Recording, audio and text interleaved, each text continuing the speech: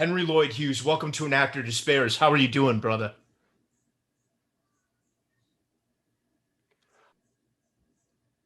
I'm hanging in there. I'm a little sleep deprived. My jab in the arm, my AstraZeneca, and my Pfizer.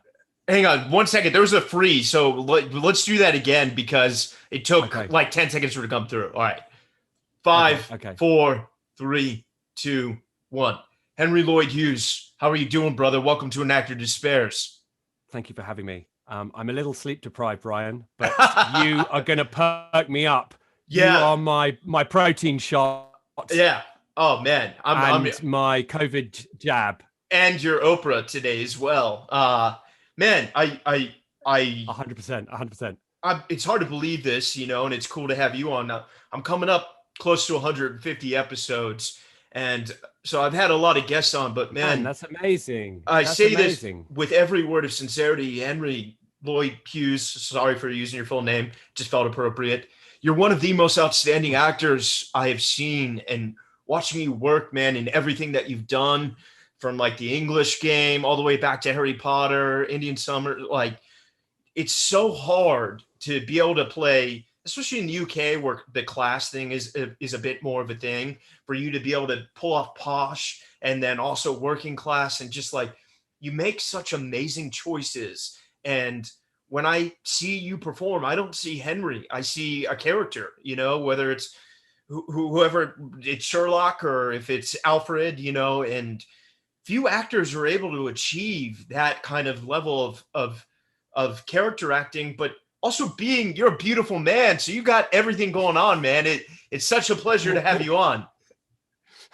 That's very kind. That's very kind. And congratulations on, that huge number of episodes that you've coming up to, because, this is a huge contribution. And I'm so pleased that there's people like you doing the hard work of exploring what the reality of the industry looks like, to be honest, Yeah, man. because there's so many misconceptions, and there's I not to be too hard on myself, but I wouldn't want anyone to think that the list of roles that you've reeled off there, like or my CV has been easy or like a walk in the Yeah. park. There's certainly been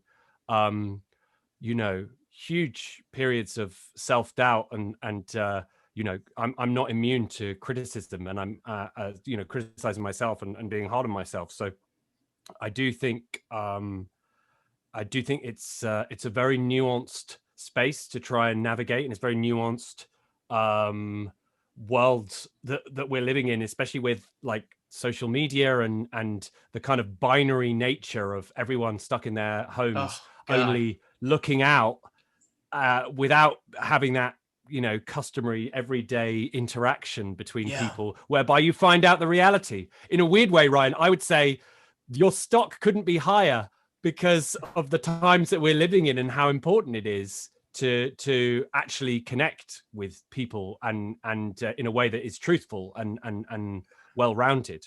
I mean, that's So that's verbatim what I set out to do with the show. So that means so much to me, brother. It really does. And having you on it's something that I take very seriously, and it means so much to me. And I'm so excited to get to talk to you. And I totally identify with what you're saying, how it's easy to go on IMDb and look yeah, like this led to this, yeah. it's never like that, It's never like that. It's a total. It's I always describe it as like total guerrilla warfare. Yeah. It's totally random all of the time.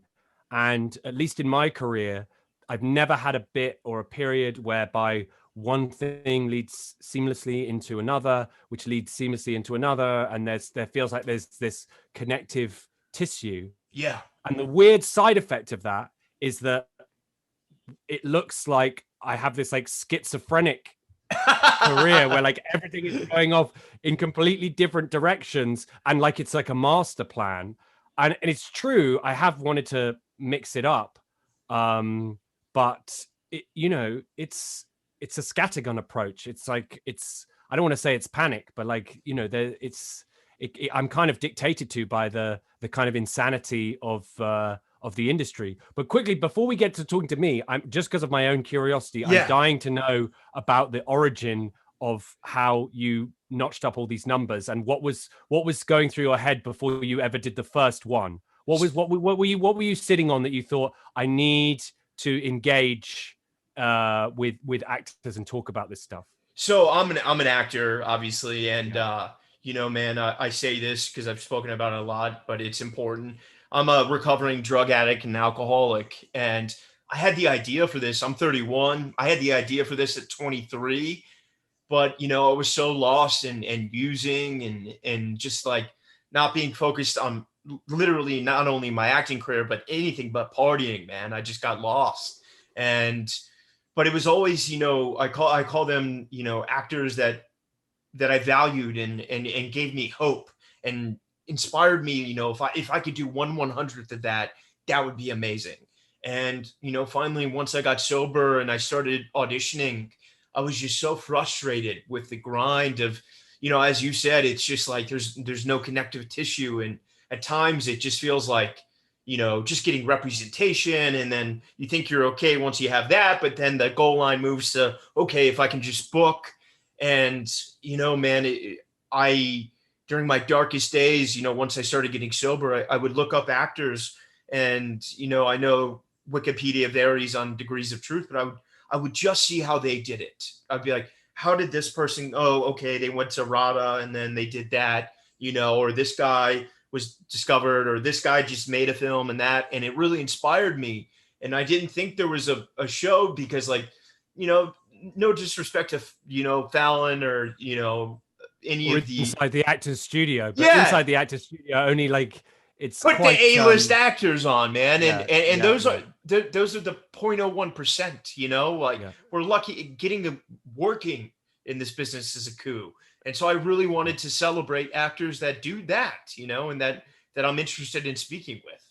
As pretentious as that sounds, No, it doesn't. It yeah. doesn't. It doesn't. I don't know. I totally get it. I totally get it. It's one of those things that, like, and I mean this in the nicest possible way. Like, if you hadn't have done it, I would have tried to do it myself. Nice, dude. It's funny you say that because this is a real thing that I've spoken about before. Like when I see a good piece of art, there's a feeling, whether it's a film, a movie, a show, you know, I'm like, that's so good, it should have been mine. So Yeah. it's a really interesting sensation that happens to me. You know I've got that. a framed print in my house that says modern art equals I could have done that. It's an equation. Modern art equals I could have done that Yeah. plus, but you didn't. I need that. I got to Google that now. That's amazing. I got Dude, to. yeah, it's an Yeah. artist who does these like equations for life. I'll send you a picture. I'll Oh, send you a please, picture. brother. I'll send you a follow Yeah. after this. But, well, Yeah. dude, if it's cool with you, let's start from the beginning. You grew up in the UK, right?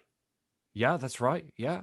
And it's a slightly strange setup because I am the descendant of people in show business and actors, but not in a way that necessarily there is any how do I put this, like tangible lineage that could be piggybacked on. Like I. my I. great Oh, great sorry. grandfather was my great great grandfather was a film hairdresser. Wow. um and my grandfather, this is on my mother's side, my grandfather was an actor, my grandmother was an actor, and then he moved into I mean, he kind of did everything, you know. He was a casting director, he was a production manager, he was an agent, and he ended up moving to Australia to start the first film school in Australia Wow. in the late 60s. So yeah, there is this like lineage, but people always say like, oh well, you know, that must have been a given if you They, come they, from they this throw the nepotism card at you. well, I always say, if I have to explain to you who my relatives were, then that's like nepotism isn't working. Yeah. like It's. like as in, if the legacy of my family is famous, is so unfamous that I have to really do a deep dive to explain to you who they were. Yeah. um and my mother was an actor when she was a kid, and did some amazing like kind of cult British comedies with like Norman Wisdom. My auntie was in a very cult film called Bunny Lake is Missing. Wow. And yeah, so there's this like family history, but I didn't grow up in a household where it was like, and now time for you to enter the family business, Totally. Sonny Jim. It's it Um, it's funny. I spoke to Jack Houston on the show, yeah, and it's the exact amazing same for actor. him. The exact same Yeah, story for him with the family. And but I'm curious then, having a mom that was a child actress, and your father was not in the business, correct? that's right. Yeah, he's in what they in America they call leisure and gaming. So that's hotels and casinos. Oh, yeah, awesome. Great industry to be Yeah, in. yeah, Yeah, yeah. I'm curious then, growing up for you, Henry, what was there an artistic incubation, or, obviously, like, being in the UK alone, there's so many beautiful arts, but I'm curious where that began to kind of open itself up to you. Um, yeah, it's interesting, weirdly. Like I felt like I slightly slept walked into performing. Like I was always a very like, chatty kid who like liked the sound of his own voice and was always like at the end of the table in the lunch hall, like reeling off anecdotes, just kind of like talking like a comic, like as in I would just keep talking as long as people were laughing. Yeah, So totally. that was like my kind of personality type. But when I say I slept walk into performing is like I remember doing school plays and I just maybe because I was that kind of kid ended up being on stage possibly at an earlier juncture than other kids and found that I wasn't fazed by it. And more than that, probably the obvious thing, I felt a sense of approval, Yeah. and especially when I would get big laughs or whatever. I remember being very young and doing like an old musical song called I'm Henry the Eighth, I Am. This is like a very niche, like British, like kind of seaside 60s song. But I Yeah. remember I was doing that weirdly dressed as Henry the Eighth, but I must have been about like 7 or something, or maybe Wow. younger. And I did something, I did like a little bit, you know what I mean? Like a bit of physical comedy, not even the singing. Yeah. And the audience laughed so hard. And I remember just like this deafening roar of laughter. And I came off the stage and the teachers all like hugged me. And I was like, I don't know what I did, but like Wow. that was probably a good thing that I did. Because I wasn't a great sports Do you star. remember I what the was like, piece was? yeah, yeah, no, it was this song. It was this song called "I'm Oh, Henry the Eighth." I oh, I am, I thought am. you You were can saying look you it were up. doing Henry VIII. I'm so No, sorry. no, no. I was Yeah. I was dressed like him, which is like Yeah. weird because it's a kind of bawdy. When I say musical, that's like it's a kind of like old theatre tradition where they sing Yeah. songs and do like basically like kind of comedy turns, kind of Cockney, doing the Lambeth Walk. These are all very specific British references, Ryan. I'm not I expecting you love to it. get It's them. okay. I'm getting You I'm can you I'm can soaking it in. YouTube Yeah. YouTube. I'm Henry the Eighth. I am, and you'll put it in the like show notes, and people will get what I'm talking about. So I did this when I was like 6 or 7, and people went crazy. And anyway, so I felt a sense of acceptance. I was kind of like a diminutive kid. I was Yeah. very small, and I wasn't really good at any sports, and I certainly wasn't good at any lessons. So I kind of clung onto that, and acting in plays as I went through my school career was kind of like my insurance policy against the rigors of the British educational system. I always felt like I was a few D grades or U grades away from being shown the exit, Sonny Yeah. Jim. And that if I could show my, I don't know, show a good side of me on stage, put in the hours and do something, it would like, elevate my standing, basically stop me getting fired. Yeah. Stop me getting fired. That's So amazing. yeah, so I ended up doing plays at school and as I went through, a bit like as a microcosm of show business, when you start, you get the very small parts and you're the spear carrier. And Yeah. then by the end of high school, as you would call it in the States, I was getting the bigger parts. I remember I did Mercutio in Romeo and Juliet. And Oh, you'd be a great Mercutio. I'd kill to see that. yeah, it's funny you should mention that because my mum recorded it like illegally on like a camcorder. Nice. We got to And put that up on YouTube. Rack up the yeah, I don't know if views. the footage still exists, but dude, I used that as currency to get an agent. So Wow. I wrote, I was like still, I hadn't even finished school. I was like 16, 17.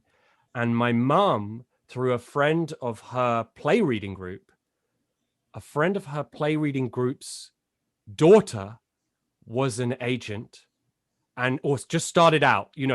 was an agent with very few or zero clients.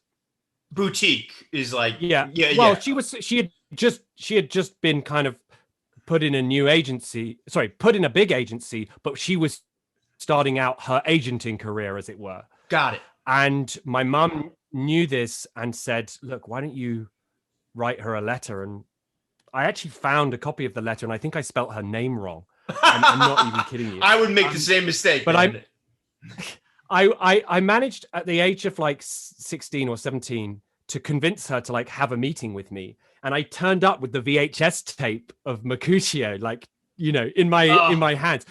I was going through this phase where I was dressing kind of like quite hippie trail, like long, floaty shalwar kameez. You know what I mean? You know what I'm saying? Like a kurta, like an Indian shirt. Totally. Like crazy, like didn't make any sense. Yeah. And so I was going in there with the VHS, and I remember her saying, I was like, look, I've got this performance of Mercutio on this tape.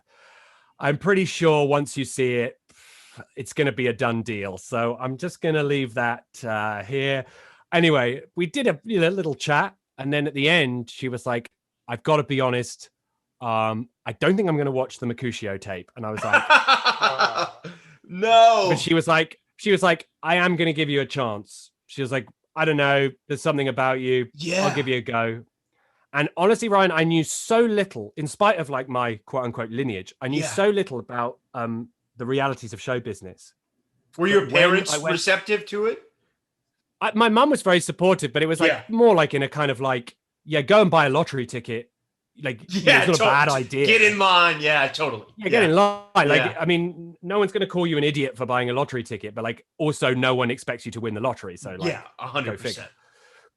So basically, I remember her putting me up for my first ever audition. I can't remember what it was, but she rang me a week later and was like, you didn't get the part. And I said to her, Kate, well, you know what? It was really nice working with you. I guess if you could find any more agents that are willing to maybe I thought it was like one and done. I thought it was one and done. I thought like you find an agent, they put you up for one thing, and if you don't get it, that's it. That was your shot. Yeah. Like that, then case closed. Yeah. I still feel like that when I get auditions. Oh man, but that's amazing. So then, I'm curious with this agent, were you mainly going up for like film, TV, or was it theater or commercial? Yeah, it was weird. This was the last of the what I call the old guard. Like, still in that period, you talk about the class system in this country, the UK, but also like there's this thing about things being done by the rules and like everything like needs to be in its place. Yeah, and at the time there was a huge pressure, kind of from like whatever the industry, and also like my dad, I think, who he wanted to be an actor, even though he ended up in like leisure and gaming. He wanted to be an actor, and he actually he got into drama school but got a proper job in between and never took his place. So he was saying to me like, listen, if you want to be an actor, you've got to go to drama school. Like, there's no other way. Yeah. And that was very much like the mantle at the time. I don't think it's like that anymore, by the way, as a caveat. Really? Because I was curious, because that is such a British thing where it's the RADA, the Central, Listen, those schools have huge reputations for a reason, and they've also churned out so many fantastic actors. I'm not curious as to why that is, but I remember at the time me saying to my agent Kate, who was an amazing agent, by the way, and I was with her for 15 years, so wow, it was a fantastic relationship. Yeah. But I remember saying, okay, look, the only thing I know how to do is be on stage, and her saying, I'm afraid that's not going to happen. And I was like, this. Oh, so your impetus was your imperative was to do theater. That's what you wanted That was to the do. only thing I knew how to do. I was just like, Wow. well, like until someone tells me how to do TV, like I'm not like why like basically what right do I have to like stomp into the world of film and television? And instead it was the opposite. It was the complete opposite. She said, look, you haven't gone to drama school. So you're not going to get seen for any plays. And I was like, but wait a second, that's the only thing I know how to do. And she was Yeah. like, it doesn't matter. You guys see I my remember Henry VIII. she Yeah. proved my point exactly. At the time, there was a stage production of Journey's End. I don't know if you know that play. It's set in. They made a movie of it. Yeah. It's set in World War One. It's super depressing. Yeah, I think I everything to do have with seen the World War One. film It's now really that you say depressing. that. Yeah, Yeah. yeah. It's like a bunch of young soldiers in over their heads. You got the older soldier who's suffering shell shock and he doesn't even know it. All this caper. And I remember going for the audition, and it's like I was 17 and I was playing I was supposed to be playing a naive 17-year-old. And I'm waiting outside, and every single other dude is like 26 and has just got out of drama school. And I remember doing the audition, and I got recalled, and I got recalled again. Oh, so you did And I quite was like, well. yeah, and I was like, I mean, it was so close to being on my skill set. You know what I mean? Yeah. I didn't do Journey's End at school. Small fact, my grandfather did Journey's End during the war as Wow. part of the war, the Army Theatre Corps, with Dirk Bogarde in the play, or as he was then known, Dirk van der Bogarde. Anyway, I digress. Oh my God. So there I was doing the audition, and basically whatever, my agent rang me up once again to say, look, you didn't get the part. And she was like, they just don't feel, because you didn't go to drama school, they're just not sure that they can, like, kind of, that you've got Take a chance on something without exactly this credential. exactly. Yeah. Basically, they'd love to hire you, but you don't have your license yet. Yeah. And that's what it felt like in those early years. It really felt like I didn't have my license. And I had some pretty hairy moments, including like some of the old school casting directors. I remember I was working in a shop selling clothes, and I had this amazing manager called Alex Wiseman, and he would just like totally go out on a limb and give me like a double lunch break. Yeah. So I could go and do an audition and get back in time to the shop. And I remember going way across town for a general, like a general meeting with a casting director that I hadn't met before. And I was pretty young, and getting all the way there, I'm sweating. I haven't had lunch. I've been selling clothes all day. Wow. And I got into her house, and she was like, so tell me why you're here. And I was like, I'm Henry. I'm an actor. I'm just starting out. My agent set this meeting up, and she said, and where did you train? And I said, well, actually, I didn't go to drama school. And she said, get out. Oh my God. Speaking of pretentious, what the fuck, man? I was like, I was like, I'm sorry. And she was like, how arrogant of you to think that you're worthy of my time when you haven't been to drama school. How fucking condescending. Who does that? I know. She's probably dead now. I hope she's dead. Yeah, thank God. She's probably alive. She's probably listening. She's probably in the comments. It's all right good. Now. Fuck her. Anyway, I'm just trying to give you a little flavor of like the birth into the professional landscape. I'm curious before we because of this, like, I think it would go one or two ways for any human. Being like, hey, you need this license, you would be like, fuck you, like, no I don't, I'm gonna make it on my own. Or maybe I do. Like, where was your head at? Yeah, I'm afraid you probably guessed right that I was far more of the former than the latter. Yeah. Oh yeah, we're just alike. I love that, man. It sharpened my resolve, Ryan. It sharpened my resolve. That's what an actor needs. It did put a bit of lead in my pencil, and it made me think, okay, well, they're saying it can't be done. Yeah. So maybe I should see how far we can get. Yeah.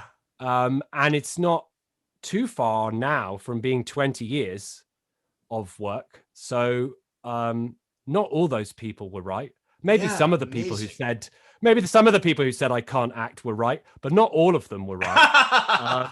I'm so proud of you, man. That's amazing. And that's so cool. So then when you walked away from that, did that break you for a moment, or did that only sharpen your resolve? Both. it made me feel like I was not expecting people to be so vocal about making it hard. Yeah. I wasn't expecting people to be so vocal about, say, people you've never met, by the way, Yeah. saying, just so you know, I'm gonna be an obstacle here. Yeah. And you're gonna get, and if you think you're getting anywhere, you're gonna have to get past me first. Like, I was not expecting that level of hostility. Yeah. No one would. And the flip side was that it made me try and think of a way around, you know. Yeah. And you know, in every, like, all of the stepping stones in an actor's life, like whatever professional life, it's about finding those people that see something in you and are willing to collaborate. And funnily enough, I'm including my manager Alex Wiseman in that, Yeah. because he worked, you know, he was my boss in a shop, and he could have got fired if people knew that I was having double lunch breaks. But he said, I think this guy really wants to be an actor. Or maybe he didn't even think that I was in. I mean, I'm putting words in his mouth. It's irrelevant of whether he thought I was any good, but he believed in me enough. And actually, you know, like I still think of my career now, whatever you know, how many jobs it is, as just a handful of connections. Yeah. A handful of moments where a casting director has gone out on a limb and said, you know what, I back this guy.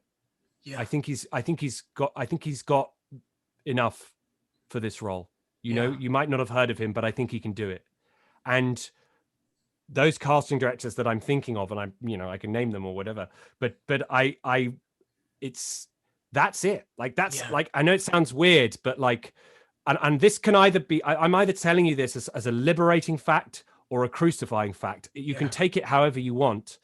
That a handful of relationships is all you need. A handful of good relationships, a handful of people that trust you, that you trust them, because I always think of the analogy of professional sportsmen.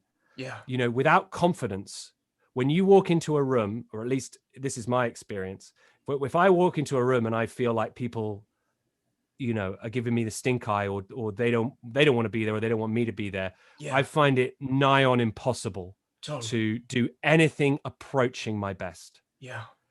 But in the rooms where I have rapport, or I've met that person before and they've gone into bat for me, you know, I find within myself a resolve and a feeling of like, I can go through brick walls. So it's weird, like, you know, dramatically in my own life, I have felt like superhuman sometimes, in rare moments where it's like, it doesn't matter what this scene involves, I can get it done because I know the people here believe in me. Yeah. And at the same time, I can feel totally paper thin. Yeah. You know, like, you know, and often those periods of feeling paper thin can last for a very long time. You know, months and months of feeling like you're going into rooms and the odds are stacked against you. And every time you go into the next room, the odds are getting worse because you're carrying the previous sense of energy, failure, and the previous, and the longer it goes, the more you feel like you've got a huge, you know, 7-foot high rucksack of self-doubt, which you're kind of dumping at the door and saying, hey, nice to meet you. So I've seen both sides of what that looks like in an interior sense. And who was that first person that was like, you know, finally was like, all right, I want to give this kid a chance. It was a TV role, right? Before Harry Potter. Yeah, absolutely. Yes.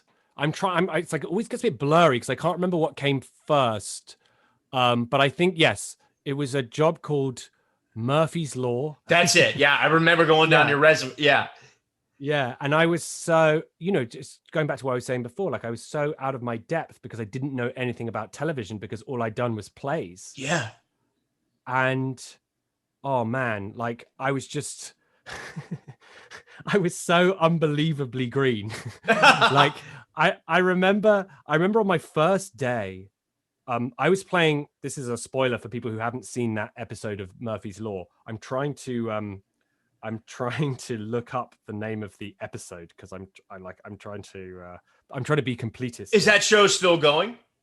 No, Okay. it was a kind of it was a cop show that ran for a couple of years with an actor called James Nesbitt, who's like he's like Great a actor. Yeah. decorated Yeah. TV big dog. I didn't know if that was the UK's version of our Law and Order. It kind of looked like that. Yeah. Yeah, I mean, yeah, definitely a comparable. Yeah. Definitely a comparable. I remember on the first day, I was basically playing the baddie in a cop thing, and I sexually assaulted and murdered a nun. Wow. And heavy. I remember it really heavy. The first call sheet that I ever got, it just said Jensen. That was my name, Jensen Dawlish. It just said Jensen murders the nun. And I was like, wow, that's where I'm beginning. That's where I'm beginning. That's where I'm opening my account with a good old fashioned bit of nun murdering. Yeah. And basically the first day that I had was it was a scene in which I was the bad boy, and I'm supposed to be like downing cider and like smoking all these fake spliffs, which of course were not real spliffs. It was just huge herbal or something. Yeah, exactly. Yeah. And I was so I didn't know what, I was just like, well, if I was in a play, I'd just be doing it for real. Yeah, totally. So they kept on saying to me, like, there's a lot of like takes, like you don't have to do it every time. And I was like, no, listen, come on, I'm a proper actor here. I'm committed. I'm getting my license. I'm getting my license. Yeah, exactly. Yeah. Getting my license here. And Marilyn Johnson, there you go. That was the casting director. She's no longer with us. She's no longer with us. Sadly. She died a couple of years ago. But what a lovely woman. I wouldn't be here. Well, I wouldn't be here talking to you without her. So thank you very much for that, Marilyn. I basically downed all the cider every time we did a take. I downed with alcohol or non-alcoholic? No, it was like non-alcoholic. Okay. Pop, but still, it was a massive blunder. And then I'm just chugging the spliffs, and I had no idea what kind of coverage we're talking about. When they said they needed a few takes, I was thinking like 3? Yeah. And then it's like 3 hours later, we're still doing the scene. Oh my God, man. I remember getting in my car to go back to my trailer. I'd never had a trailer before. This was my first day. I just murdered/raped the nun. And I was in the car, and I was like, oh my God, I feel so sick. I feel so sick. And everyone was like, hey, Henry, you all right? And I'm like, yeah, man, I'm good. I'm really good. And I managed to just make it as far as the door of my trailer, and I opened it, and I just projectile vomited all. I was gonna say it had to have happened, man. Oh God. Dude, it was like a comedy vomit, like you see in films where it's just like a hose. Yeah, because I had so much liquid. I had so much liquid inside me because I'd been downing 80 pints. Anyway, that's amazing. So do you that feel was like my opening account? Did you feel, I don't know how long you shot, but towards, whether it was days or a week, did you start to feel comfortable at one point, with the television and production landscape, or were you, No. Wow. Okay. No, I didn't feel comfortable. I mean, yeah, I don't know. Like, to be honest, a big like watershed moment was when I did this film with Joanna Hogg, called Unrelated, which was her first film, and she was inventing her own method, which now she has, it's the way that she makes films. But that was a totally immersive way of making films. Yeah.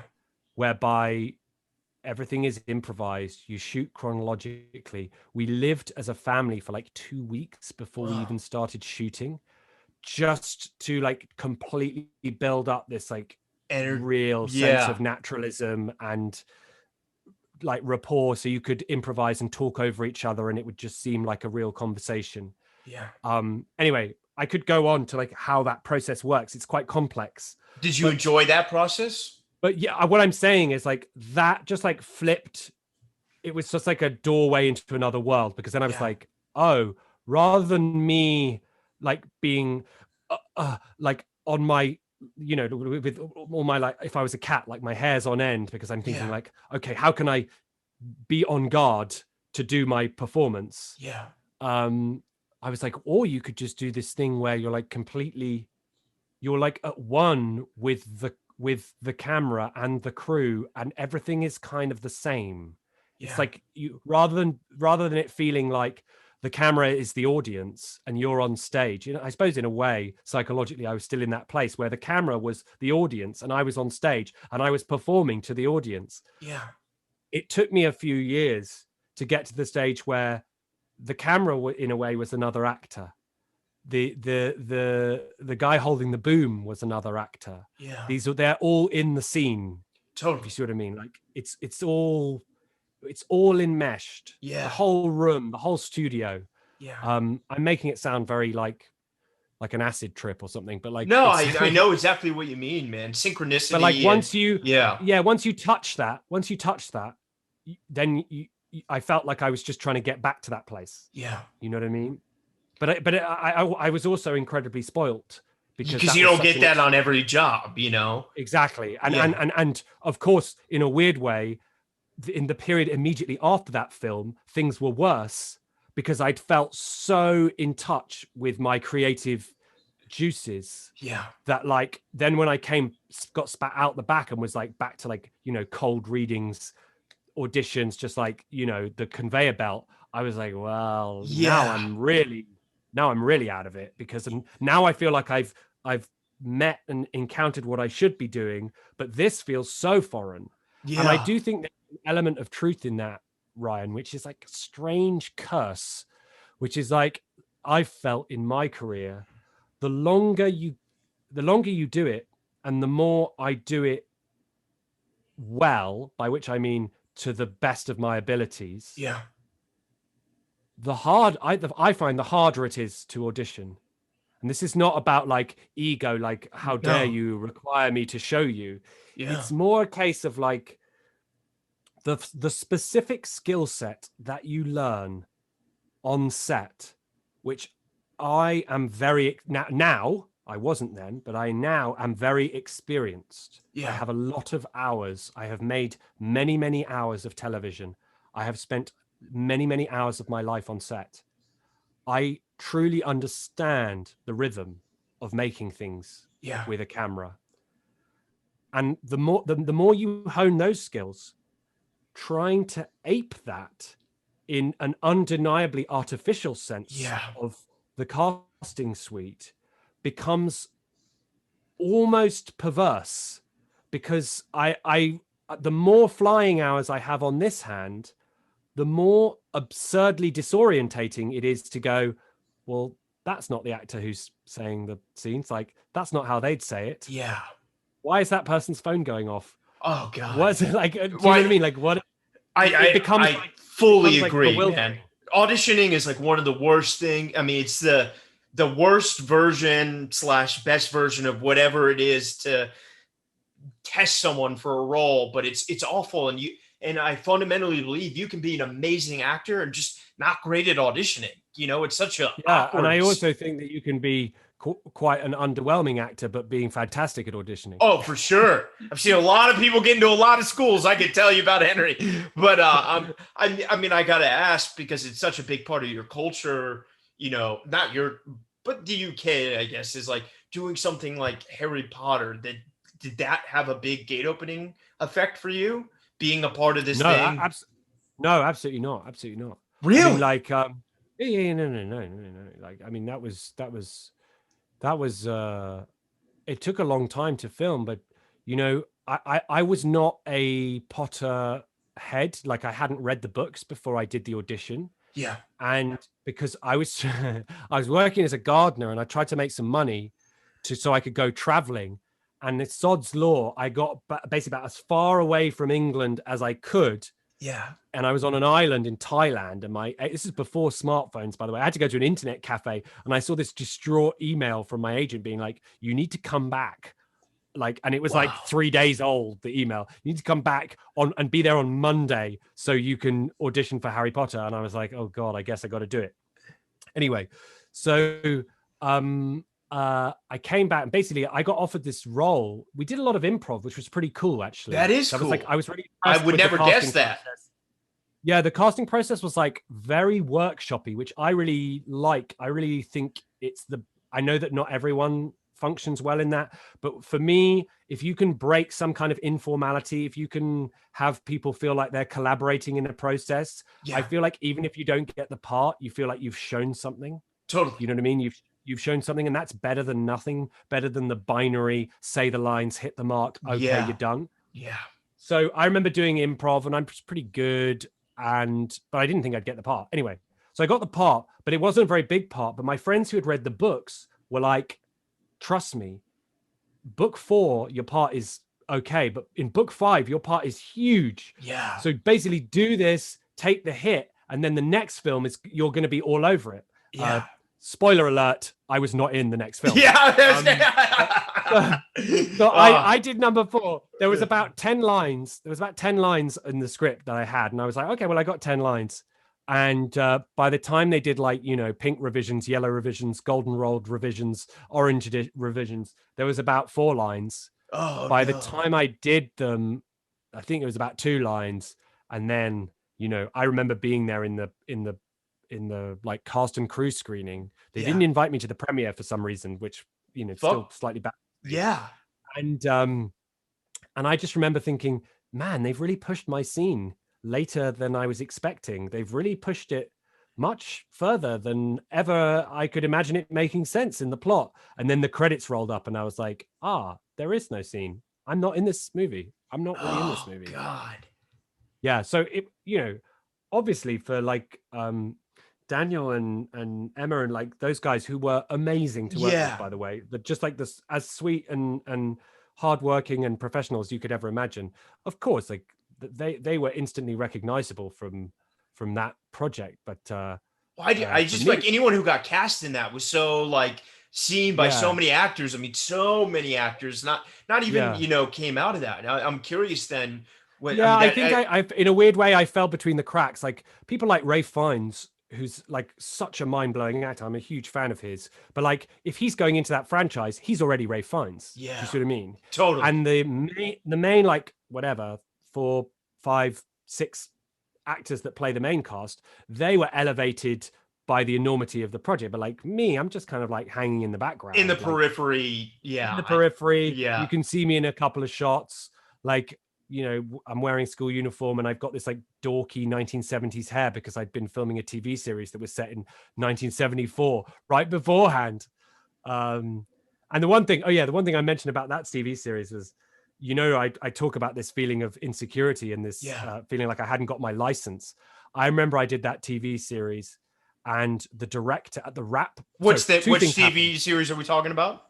It's called The Rotters Club. The Rotters Club. Let me I'll tell you 3 things about that, and I want to be quick because I don't want this episode of your thing to be 40 hours long. I'll tell you 3 quick things. I'm here all day, brother. No rush. 3 quick things. Firstly, I went in to do ADR. Do you know what that is? Like, so do additional dialogue recording. Exactly, yeah. And the director said, "I haven't brought you here to do ADR," and I was like, "What?" And he was like, "I brought you here because basically your scenes have been cut," and I was like, oh wow, great. This is like my preview for Harry Potter. Then the other thing that happened was at the rap party, bear in mind like most of my scenes have been cut. At the rap party, like after a few jars, he came up to me and he was like, Henry, I really want to like, can I have a word? And I was like, yeah. And he was like, I really need to give you a piece of advice urgently. And I was like, yeah, what? And he was like, you have to go to drama school. You have to. It's not optional. And so like when I was like, oh, I really don't want to go to drama school. After he said that, I was like, I would literally rather die than go to drama school. Fuck that guy.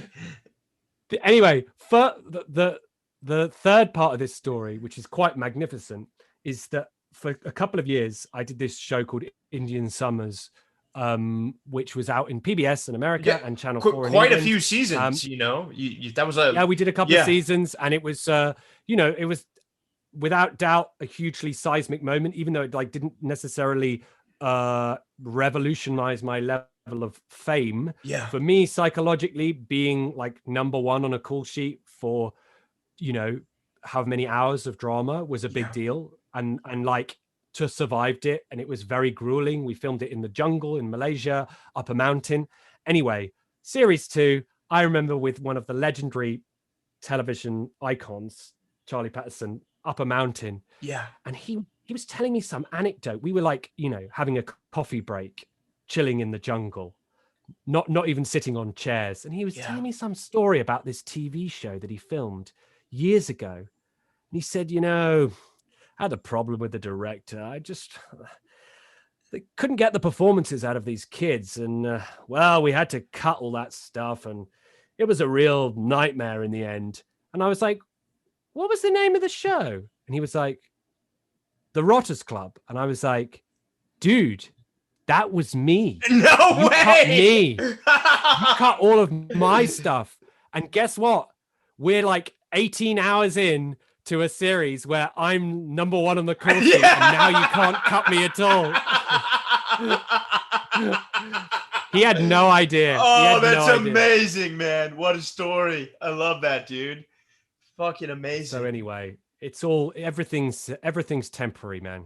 Well, Henry, you know, I got to ask, because you're such an incredible actor, and, you know, talk to me about finding your voice or your rhythm, or, you know, was it on that, you know, because you had so many seasons where you started to feel comfortable and in control of that medium of television and film, you know, where, I guess your footing, so to speak, you know? Yeah, there's like a couple of like if it's in a computer game and you're developing your skills and you're like leveling up.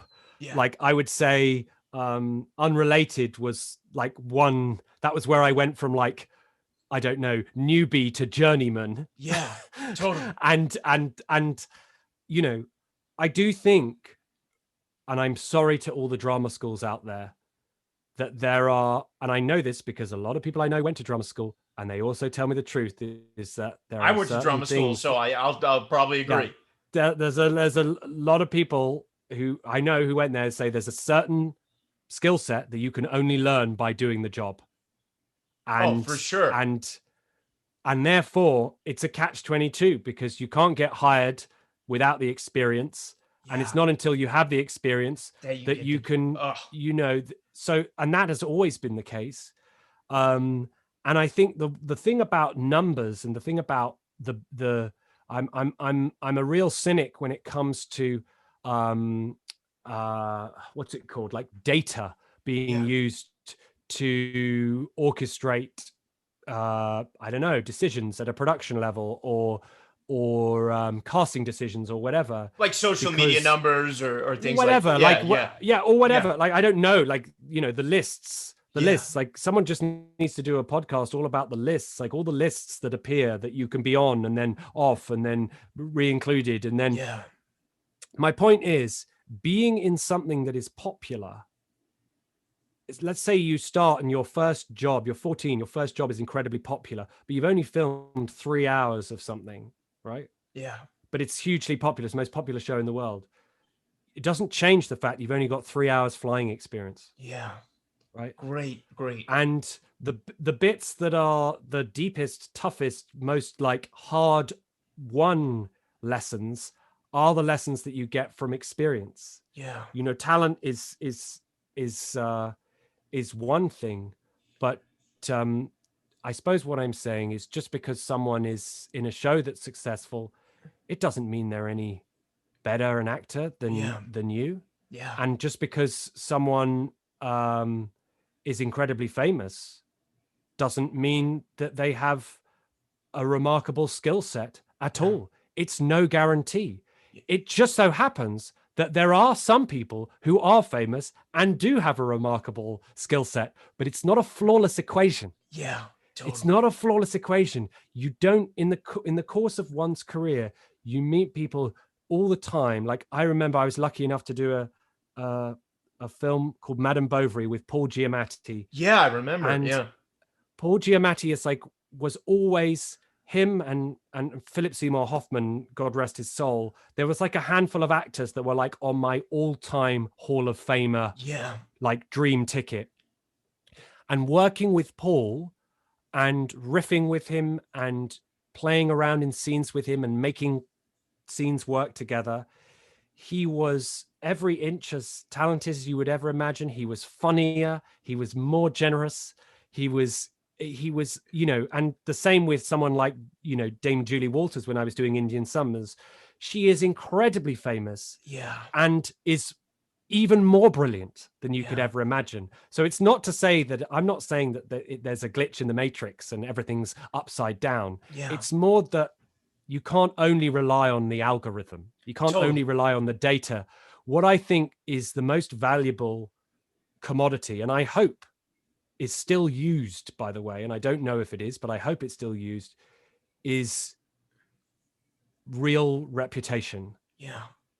Real word of mouth, a real sense of what it is that someone has about them, and what the reality of, because there's been some extremely dark periods in recent showbiz history, especially the kind of grotesque horrors coming out in the wake of the Me Too movement. And I suppose one of the things I feel strongly about is that, why should we stop there? Why should we stop at sexual abuse being the benchmark of what is wrong? Why shouldn't we also include other aspects of unprofessionalism? Why shouldn't we also include workplace bullying or abuse of power, harassment, abuse of power in other ways that is not in any way sexual, abuse of power, that is people showing cruelty when they don't need to be. So many casting directors I want to name right now, but man, I know exactly what you mean, and I appreciate you saying. You see what I'm saying? I don't think we need to stop the rollout of kindness or the rollout of common courtesy in every single facet of show business. I don't buy for 1 second that, like, hey, it's called show business, not show friends. Suck it up. I don't buy that. I don't buy that. Anyone who said that isn't a real human being. It's bullshit. See you next Tuesday if you get the acronym. They're self-loathing, and they hate themselves and they hate who they are. Like, I don't buy all that like swaggering, corporate nonsense. Like, this is an industry which is built on one thing and one thing only, and that's teamwork. It really is, man. You can't do it alone. You can't do it alone, Ryan. That's why we're always, powerless. 99% of the time, because you can't do it alone. And because you can't do it alone, you're only as good as your ability to play in a team.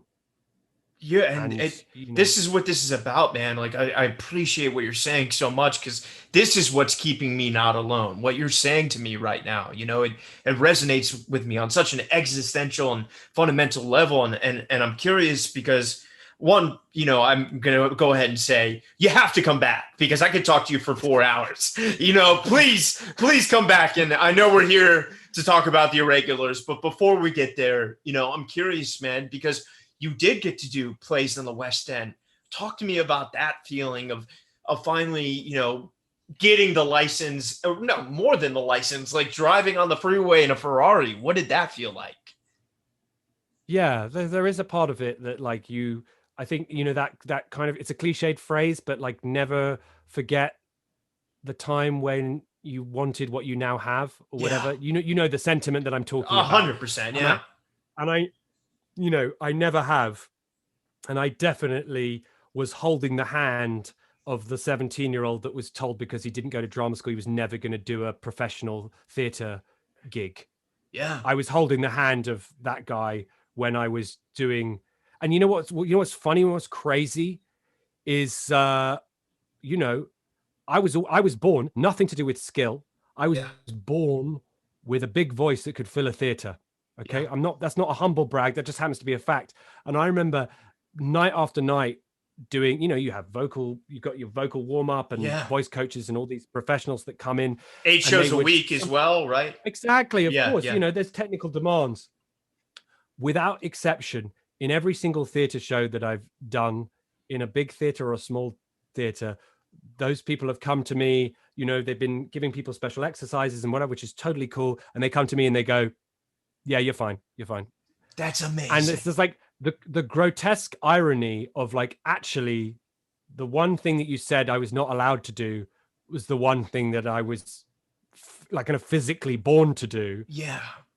And that's not the hard part. The hard part for me with theater, by the way, is the repetition. Is like, when I Keeping it remember alive. yeah, exactly. Yeah, Like I did a play called Posh, which was later turned on into a movie very cruelly without any of the original cast, I might add. And we did that twice. And by doing it twice, so the play was kind of the same, and then we did it again. And it was during the second run, like after 3 months of doing the second run, I was like, oh, that's a little, maybe like a mental note that like this is a weak spot in my skill set. Yeah. Like 3 months in, my brain started to go a little bit like loopy. So anyway, filling a theater I can do. It's doing it over and over again that's hard. Totally. I love what you're saying, man. And I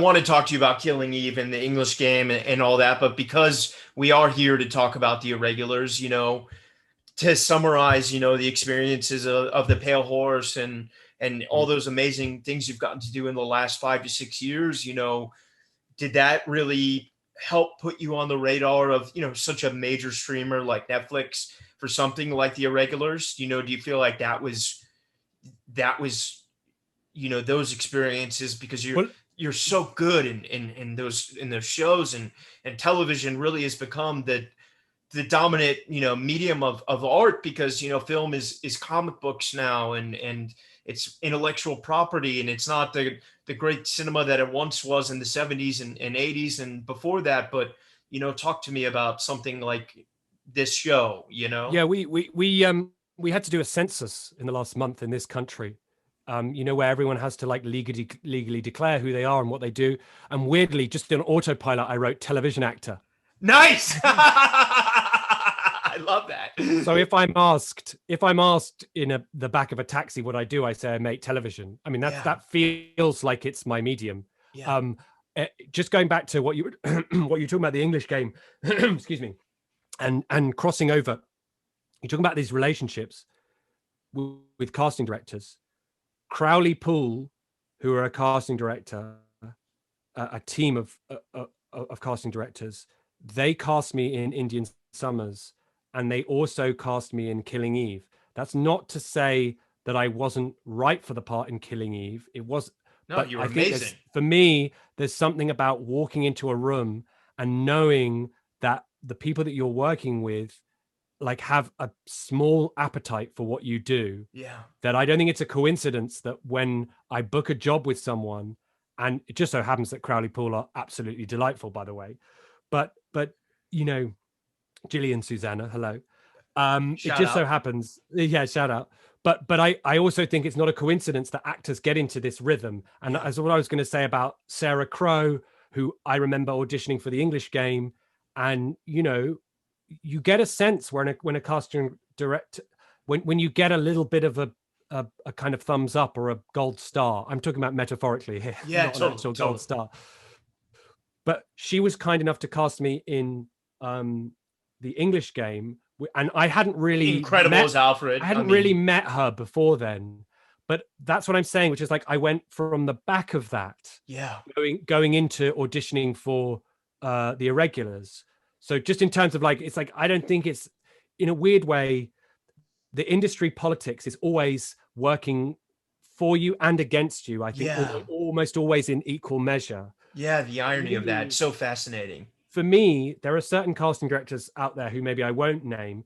If they're casting a project, don't go. Like, there's no point in putting me up for it. It could be a part that I was born to play. And often I see those parts and I'm watching television and I go, why the hell did I not even hear about? And then I see the casting director and I'm like, oh yeah, okay. I know exactly what you mean, man. Like she would rather walk over hot coals than give me a role. Yeah. And you know, if that's the hill that she wants to die on, that's fine. Yeah, man, let them. But you're an incredible actor, anyway, man. Conversely, like with Sarah Crowe, who, you know, I feel like I have a real affinity with. I went into that Netflix audition for the Irregulars. Okay. And I felt, you know, I felt capable of giving it some welly. And I auditioned originally for the Watson role. I didn't even know Sherlock was in it. I was gonna say, did you even know it was Watson and Sherlock when he got it? Because I know Netflix. No, it was pretty secret. They give you fake sides sometimes. Yeah. They definitely didn't do like a full plot breakdown, but he was referred to as the Doctor. Oh. That was all he was referred to, the Doctor throughout. And I kind of, there was enough references to Baker Street that I was like, I think it's Dr. Watson. Yeah. But genuinely, because in the early episodes, I don't appear, there was no reference, like there was no lines for Sherlock. So I just auditioned for Watson, didn't get it, but I felt like I did a pretty good job. Yeah. And I remember I kept on, like, for months, I kept on saying to my agent, I was like, I don't know, man. I just feel like it's weird that like nothing ever came of that audition, because I felt like I did a pretty good audition. Yeah. Anyway, then many months. I'm talking about like 6 months later. What? At least it was stuck in development for that long, or no? You know, there's probably, Ryan. The reality is, almost 90% of the jobs that I have ever got will have been offered to someone else first. Yeah. I mean, that's just the bed in which I sleep in. Not one part of me thinks that is anything else other than the truth. And we're going to Rufus Sewell, Jason Isaacs, and now you're always doing this dance around the same people, and most of them are incredibly delightful. So there's like no skin off your nose. Do you see what I mean? You're just like, well, they're flavor of the month this year, and that's all going to them. And you know, anyway, so I have no idea what actually happened, by the way. So this is all just conjecture. But so yeah, a long period went by, and then I was asked to audition for Sherlock Holmes, and I did a tape, and I sent the tape, and I got some of the weirdest feedback. Get this, Ryan. They were basically like, "Yeah, the good news is we think you're perfect for the part. The bad news is we think your tape sucks." What?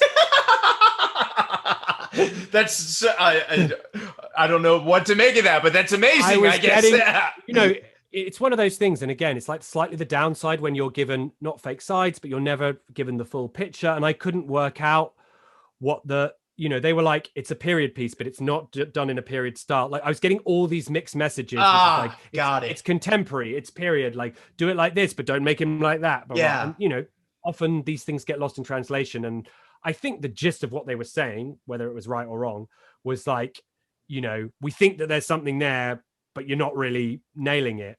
And this is a spoiler. I basically went and did exactly the same audition. Well, it's Monday, brother, so everyone's watched it this weekend. Okay. I basically did exactly the same audition, but in a jeans and a t-shirt instead of like period clothes. Wow. And they were like, brilliant. Nailed it. No way.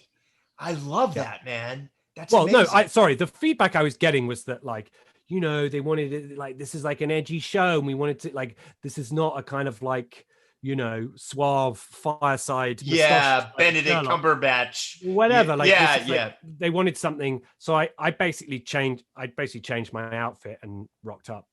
That's amazing, man. You're so great in the show. I'm curious, you know, did you feel this seismic pressure given, you know, that they were doing Sherlock Holmes and there's this massive lineage of actors that have played that? Like, do you, I mean, I imagine who hadn't seen Sherlock, an episode at least. Yeah, of course. No, I'd seen all those things and loved them, but yeah, weird thing to say, and this is like totally genuine, which is just like, I didn't feel any of that, to be honest, because Tom had written this world that was so, you know, the fantasy elements, like the monsters, like it's much closer to when I was reading it on the page, it was much closer to like The Walking Dead or something. Yeah, like totally. So it's like there's all this like peril and like mania and kind of, you know, it's like the stakes are really high and everyone's like losing their shit. So at no point I was like, did it ever slip into a world where I thought, oh yeah, this is kind of reminding me of that show? Like, yeah, I was just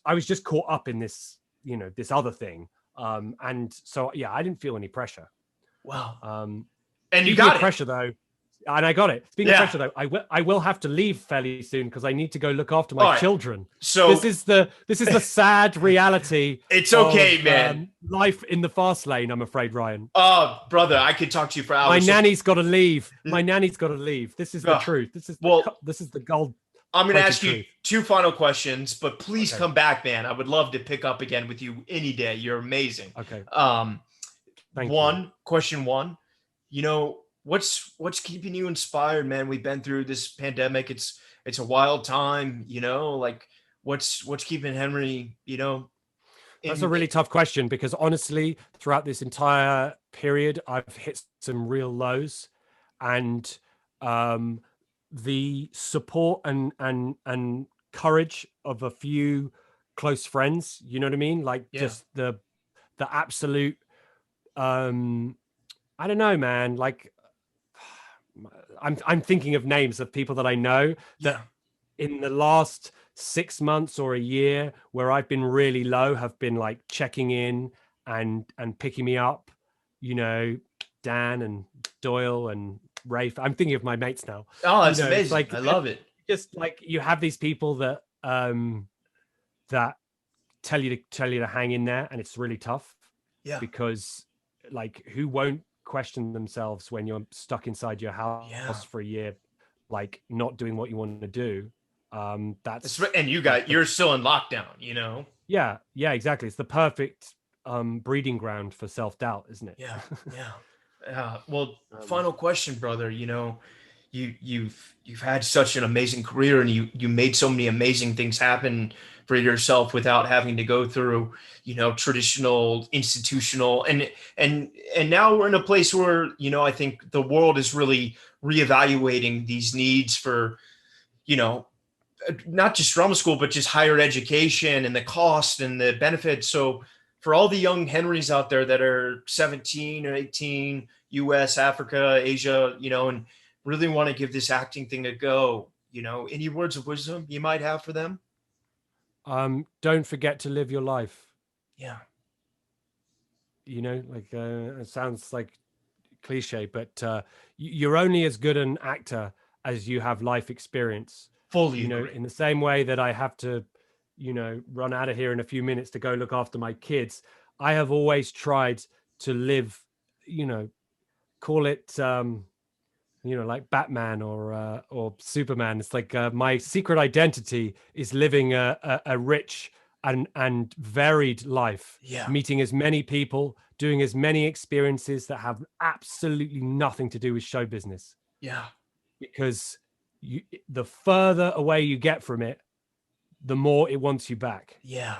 So true. Like any girlfriend. Exactly. Maybe the wrong girlfriend. But to really commit yourself to relationships, to your friendships, to your to your football team, to your painting, to your music, to your to your writing, really commit, whatever creative things or something completely different. If you want to be the best chartered accountant in the San Diego region, Love go San for Diego. it, go hardcore. Yeah. Like, what I'm saying is, like, don't think that is not part of an actor's life, because part of an actor's life is trying to make money, and live your life. And then you get to do some acting, and then you go back to real life. Like, real life is the plot. I suppose that's what I'm saying. Amazing. Well, Henry Lloyd-Hughes, man, you're truly one of my favorite talents, and I really mean that. And your performance in The Irregulars is amazing, and congratulations on season 2. I'm so excited to see what's to come, not even just with this, but everything else for you. And I'm here for you, brother. And please come back, man. I could talk to you for hours, and I don't say that often to guests. It means so much to me coming on and giving back. And from the bottom of my heart, man, I'm sending you and your family lots of love. Thanks, buddy. I feel like I've talked a lot, and I hope that's okay. Oh, I'm more than happy to give you a second helping when my childcare is slightly longer. But my wife works. Shout out to my wife. My wife works full time, so it's a busy household. I am thrilled to announce that An Actor Despairs is partnering with a wonderful CBD company called Kind Farms. Everyone out there has heard of CBD. I started taking it a few years ago when I first started getting sober and to help with my anxiety. Sadly, as one can do, I was overtraining in the gym, and a friend recommended a topical and a tincture to help with the pain. I tried it. It was okay. However, recently, I was introduced to a product that has really changed my life.